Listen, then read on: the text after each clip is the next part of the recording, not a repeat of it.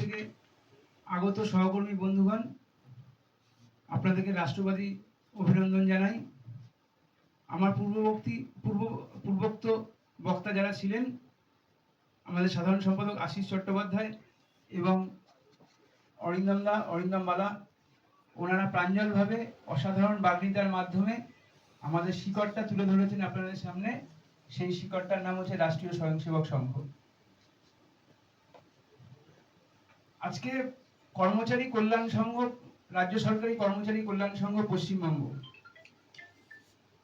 আপনারা বিগত 34 বছর এবং 15 বছর অর্থাৎ 49 বছরের সরকারি কর্মচারী আন্দোলনের বিভিন্ন রূপরেখা যা দেখেছেন, তার থেকে একটু ভিন্ন ধারার কর্মচারী সংগঠন, যা শুধুমাত্র কর্মচারীদের নিয়েই কর্মচারীদের দাবি আদায়ের লক্ষ্যে অঙ্গীকারবদ্ধ। তো রাজ্য সরকারি কর্মচারী কল্যাণ সংঘ প্রসঙ্গে আসার আগে আমি একটু বলে নেব ভারতবর্ষের ইতিহাসে, বিশেষ করে রাষ্ট্রবাদী ইতিহাসে 3টে ল্যান্ডমার্ক ইয়ার। প্রথমটা হচ্ছে 1925 সাল, প্রতিষ্ঠা হয়েছিল রাষ্ট্রীয় স্বয়ংসেবক সংঘ, যা আজ বিশ্বের সর্ববৃহৎ সামাজিক সংগঠন। 1955 সাল রাষ্ট্রঋষি দত্তপন্থ ইংরেজি প্রতিষ্ঠা করেছিলেন ভারতীয় মজদুর সংঘ, যা আজ বিশ্বের সর্ববৃহৎ ট্রেড ইউনিয়ন সংগঠিত এবং অসংগঠিত ক্ষেত্রে কাজ করে চলেছে। আর 1955 সালের অনেক পরে 1980 সাল ভারতীয় জনসংঘের বর্তমান রূপ ভারতীয় জনতা পার্টির প্রতিষ্ঠা হয়।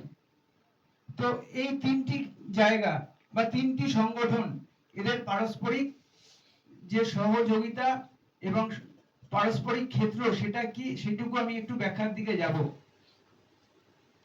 আচ্ছা, প্রথমেই আসি আমাদের সংগঠন রাজ্য কর্মচারী কল্যাণ সংঘ পশ্চিমবঙ্গ। এটা ভারতীয় মজদুর সংঘ সমর্থিত এবং সর্বভারতীয় ক্ষেত্রে রাষ্ট্রীয় রাজ্য কর্মচারী মহাসংঘ, অর্থাৎ প্রত্যেকটা রাজ্যের যে রাজ্য কর্মচারী সংঘ আছে তাদের কেন্দ্রীয় ফেডারেশন রাষ্ট্রীয় রাজ্য কর্মচারী মহাসংঘ, এবং প্রত্যেকটা রাজ্যের যে public sector unit, central government unit এবং রাজ্য সরকারি কর্মচারীদের ইউনিটগুলো আছে, তাদের parent body government employees national confederation, সেই সংগঠনের অনুমোদন প্রাপ্ত মানে রেজিস্টার্ড সংগঠন আমাদের পশ্চিমবঙ্গে রাজ্য কর্মচারী কল্যাণ সংঘ পশ্চিমবঙ্গ। যেমন অন্যান্য প্রদেশে রাজ্য কর্মচারী সংঘ বিহার, রাজ্য কর্মচারী সংঘ উত্তরপ্রদেশ, রাজ্য কর্মচারী সংঘ মধ্যপ্রদেশ, রাজ্য কর্মচারী সংঘ মহারাষ্ট্র, এই রকম। অর্থাৎ এই সব প্রত্যেকটি রাজ্যের প্রত্যেকটি কর্মচারী সংগঠনই ভারতীয় মজদুর সংঘ অনুমোদিত। এবার আসবো রাষ্ট্রীয় স্বয়ংসেবক সংঘের মানে পৃষ্ঠপোষকতায় ভারতীয় মজদুর সংঘ, ভারতীয় জনতা পার্টি, এদের ভূমিকা কি। রাষ্ট্রীয় স্বয়ংসেবক সংঘ অনুধাবন করেছিল যে যদি কর্মচারী সংগঠনের মাথায় রাজনৈতিক নেতৃত্ব থাকে, যেমনটা আমাদের রাজ্যে হয়ে এসেছে 49 বছর ধরে, অর্থাৎ সেখানে রাজনৈতিক নেতারা সংগঠনের মাথায় থাকে, কর্মচারীরা পিছনের সারিতে থাকে, তাই কি হয়, সেক্ষেত্রে কর্মচারীর দাবিটা সেকেন্ডারি হয়ে যায়, রাজনৈতিক দাবিগুলোই প্রাথমিকভাবে মানে লিপিবদ্ধ হয়ে ওঠে। কিন্তু আমরা বলছি বন্ধু, কোন সরকারকে নয়নের মণির মতো করে রাখার দায় আমাদের নয়। আমাদের সংগঠন ভারতীয় মজদুর সংঘ আমাদের শেখায় কর্মচারী রাষ্ট্রহিত, প্রদেশ হিত এবং কর্মচারী হিত, অর্থাৎ রাষ্ট্র সবার উপরে, তার উপরে প্রদেশের চিন্তা ভাবনা, তার নিচে কর্মচারী চিন্তা ভাবনা। কর্মচারীর যে দাবি যা মানে অর্জন করতে হবে, ভারতীয় মজদুর সংঘ শেখায় সেটা কর্মচারীরাই আদায় করবে তাদের নিজেদেরকে সংগঠিত করার মাধ্যমে। অর্থাৎ কোন রাজনৈতিক নেতৃত্ব আমাদের পথ দেখিয়ে দেবে না। তাহলে আমাদের মানে রাজনৈতিক সংগঠন রাষ্ট্রীয় স্বয়ংসেবক সংঘের ক্ষেত্রে কোনটি? রাষ্ট্রীয় স্বয়ংসেবক সংঘ প্রত্যেকটি ক্ষেত্র আলাদা করে রেখেছে, অর্থাৎ রাজনৈতিক ক্ষেত্রে দায়িত্ব দিয়েছে ভারতীয় জনতা পার্টিকে। অর্থাৎ ভারতীয় জনতা পার্টি সে শুধু রাজনৈতিক কর্মকাণ্ড দেখায় তার দায়িত্ব, সেরকমই শ্রমিক ক্ষেত্রের দায়িত্ব দেওয়া হয়েছে ভারতীয় মজদুর সংঘকে। অর্থাৎ কেউ যদি বলে যে বিএমএস বিজেপির কর্মচারী সংগঠন, আমি বলবো বন্ধু 100% ভুল। কারণ বিএমএস ভারতীয় জনতা পার্টি প্রতিষ্ঠা হওয়ার অনেক আগেই প্রতিষ্ঠিত হয়েছে। 1980 সালে ভারতীয় জনতা পার্টি প্রতিষ্ঠা পেয়েছে, আর বিএমএস চলছে 1955 সাল থেকে। তাহলে বিএমএস কি? বিএমএস রাষ্ট্রীয় স্বয়ংসেবক সংঘের একটা ক্ষেত্র। সেই রকমই ভারতীয় জনতা পার্টি হচ্ছে রাষ্ট্রীয় স্বয়ংসেবক সংঘের রাজনৈতিক ক্ষেত্র, অর্থাৎ সহোদর। বিএমএস এবং ভারতীয় জনতা পার্টি সহোদর ভাই বলা যেতে পারে। একে অন্যের প্রয়োজনে পাশে থাকবো, কিন্তু আমাদের নিজের দাবি আমরা নিজে বুঝে নেব। তাহলে সরকারের সঙ্গে আমাদের ভূমিকাটা কি থাকবে? সরকারের সঙ্গে আমাদের ভূমিকাটা হচ্ছে রেসপন্সিভ কোঅপারেশন। অর্থাৎ সরকার, রাষ্ট্রবাদী সরকার ভারতবর্ষের অন্যান্য 21টা রাজ্যে যেরকম প্রতিষ্ঠা আছে, সেরকম পশ্চিমবঙ্গেও প্রতিষ্ঠা পেয়েছে। সেই রাষ্ট্রবাদী সরকার তার নির্বাচনী সংকল্পপত্রে বিভিন্ন প্রতিশ্রুতি দিয়েছিল। আমরা আশা রাখি তারা অচিরেই সেই দাবিগুলো পূরণ করবে। যদি পূরণ করে, আমরা তাদের পাশে আছি। সমস্ত সরকারি প্রকল্প রূপায়ণে আমরা 100% দেব।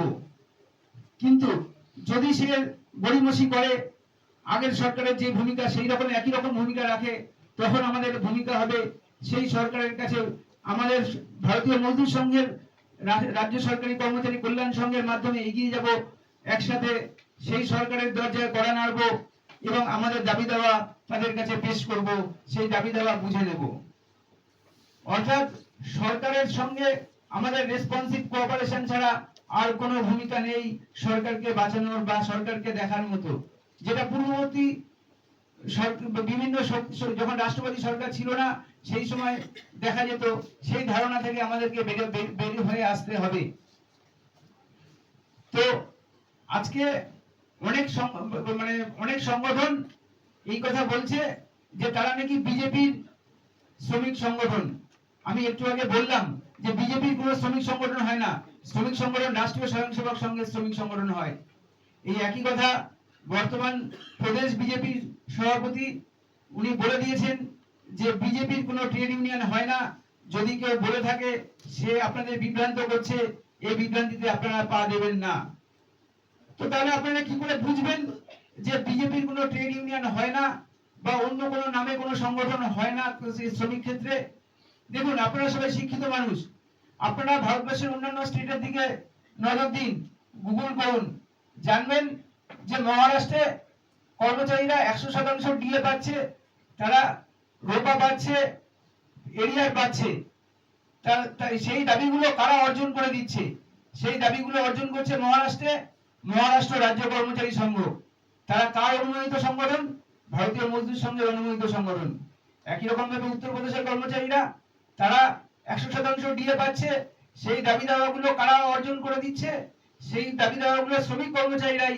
তারা ভারতীয় মজদুর সংঘের অনুমোদন নিয়ে উত্তরপ্রদেশ রাজ্য কর্মচারী সংঘ, একই রকম ভাবে মধ্যপ্রদেশ রাজ্য কর্মচারী সংঘ, ঝাড়খণ্ড রাজ্য কর্মচারী সংঘ, বিহার রাজ্য কর্মচারী সংঘ, উড়িষ্যা রাজ্য কর্মচারী সংঘ, অর্থাৎ প্রত্যেকটা রাজ্যেই রাজ্য কর্মচারী সংঘ 100% ডিএ এবং কর্মচারীর যা সুবিধা সেগুলো অর্জন করতে সমর্থ হয়েছে। আগামী দিনে পশ্চিমবঙ্গেও সেই একই ভূমিকা দেখা যাবে। এর অন্যথা অন্যান্য রাজ্যে হয়নি, পশ্চিমবঙ্গেও হবে না। তাই বলবো সকলে বন্ধু ভালো করে বুঝুন, প্রশিক্ষিত হন, পাশের বন্ধুদেরকে জানান, আপনারা পাশে থাকুন। আপনাদেরকে সঙ্গে নিয়ে আমরা আমাদের লক্ষ্য পূরণের উদ্দেশ্যে এগিয়ে যাব। আর বেশি কিছু বলবো না। বন্দে মাতরম, বন্দে মাতরম, ভারত মাতা কি জয়, ভারত মাতা কি জয়। ধন্যবাদ।